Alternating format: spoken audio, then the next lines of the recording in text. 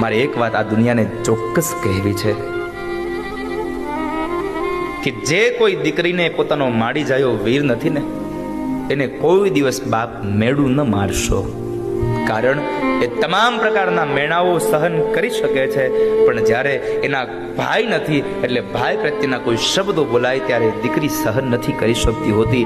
અને મેણા મારીએ ને તો એ મેણા કોઈ દિવસ ભૂલાતા નથી હોતા. આ મેણાની ગાંઠ એના હૃદયમાં લાગી જાય છે. સાહેબ, મેણા ન મારશો.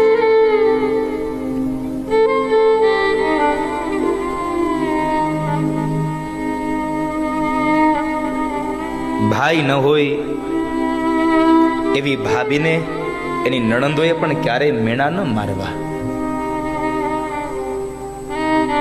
કારણ કે આ તો કર્મની બધી બલિહારી છે.